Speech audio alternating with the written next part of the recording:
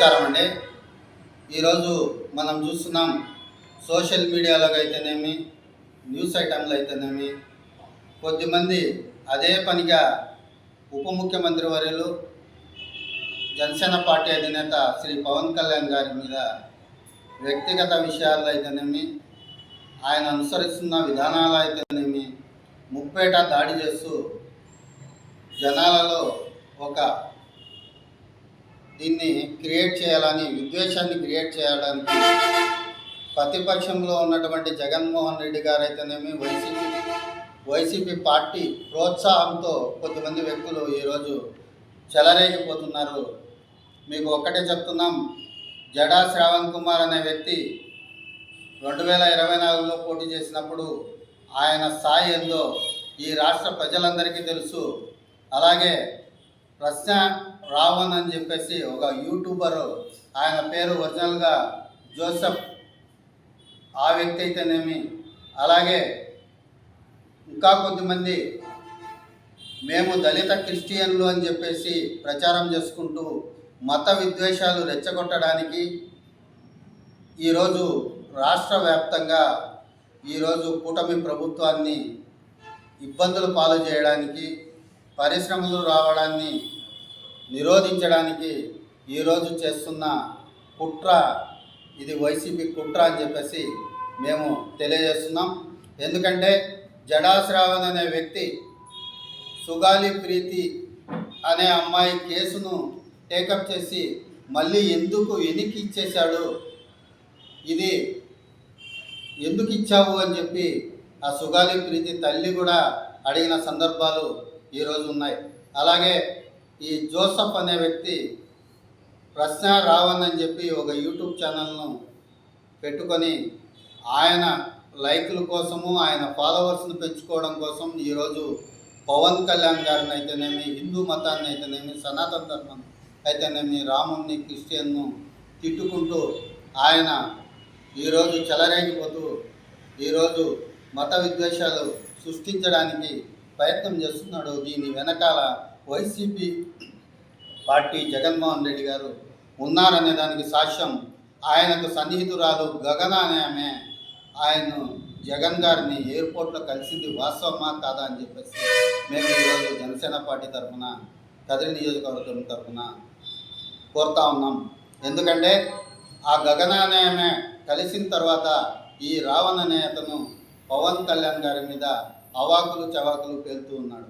ఈరోజు వాళ్ళిద్దరికీ సంబంధించి సుగాలి ప్రీతి అనే ఆమె, సుగాలి ప్రీతి తల్లి పార్వతీబాయి అనే ఆమె సపోర్టుగా ఈరోజు మాట్లాడుతూ పవన్ కళ్యాణ్ గారు ఏదో అన్యాయం చేశాడు, ఆమెకి ఏదో అన్యాయం జరిగిందని చెప్పేసి గన్నవరం పోలీస్ స్టేషన్లో కంప్లైంట్ ఇవ్వడం చాలా బాధాకరం.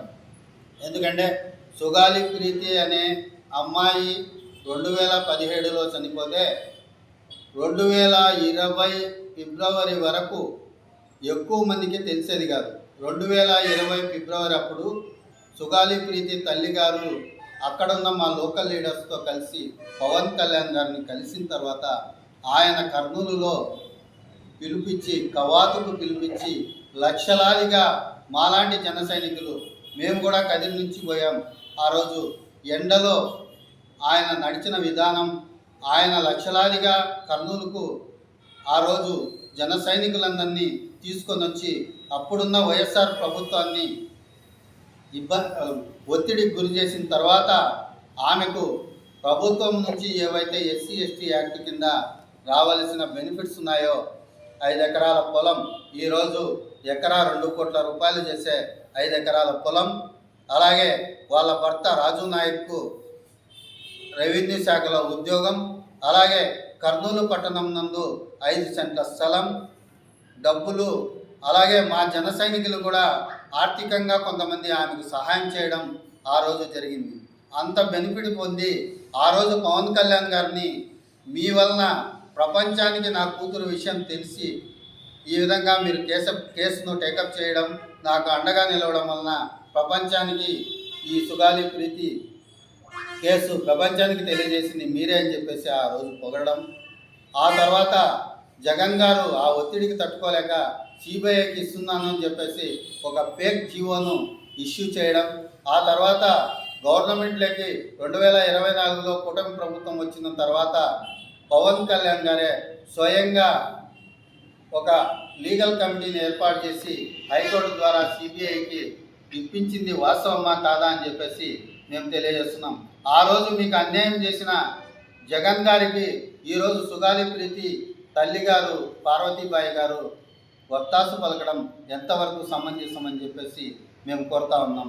ఎందుకంటే అమ్మా, మీరు ఒక గిరిజన తెగకు సంబంధించిన వ్యక్తి, ఆ రోజు పవన్ కళ్యాణ్ గారి వల్ల ప్రభుత్వం నుంచి రావాల్సిన బెనిఫిట్స్ అన్నీ అందుకొని ఈరోజు ఆయన్ను దేవుడు అని పొగిడిన వ్యక్తివి ఈరోజు ఆయన మీకు రాక్షసుడు అయ్యాడా అని చెప్పేసి మేము తెలియజేస్తున్నాం.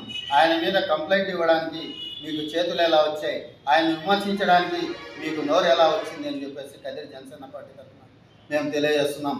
మీరు కొద్దిమంది పని కట్టుకొని సోషల్ మీడియాలో పవన్ కళ్యాణ్ గారిని పదే పదే విమర్శిస్తే మీకు చెడు తప్ప మంచి జరగదని చెప్పేసి తెలియజేస్తున్నాం. దీని వెనకంతా వైసీపీ కుట్రపూరితం.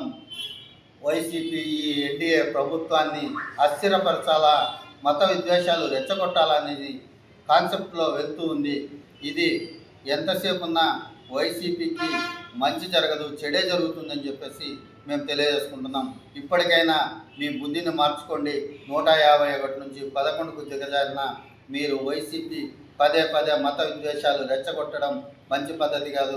ఇప్పటికైనా మంచిగా మీరు ఏవైనా ప్రభుత్వంలో లోటుపాట్లు ఉంటే తెలియజేయండి, అసెంబ్లీకి వెళ్ళండి.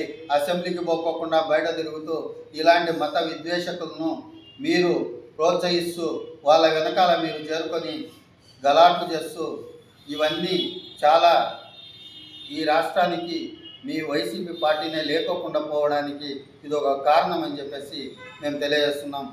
ఇంకా రాబోయే ఎలక్షన్లో 11 నుంచి ఇంకా దిగజారుతారని చెప్పేసి మేము తెలియజేస్తున్నాం. ప్రతిపక్షం అంటే నిర్మాణాత్మకంగా ఉండాలి, కానీ ఇలాగా రాష్ట్రంలో ప్రగతి పథంలో నడుస్తూ ఉంటే మీరు దాన్ని దిగజార్చడానికి ప్రయత్నం చేయడం ఏమాత్రం సమంజసం కాదని చెప్పేసి కదిరి జనసేన పార్టీ తరఫున తెలియజేసుకుంటున్నాం. ముందు ఇలాగే కొనసాగితే మీ వైసీపీకి ఇంకా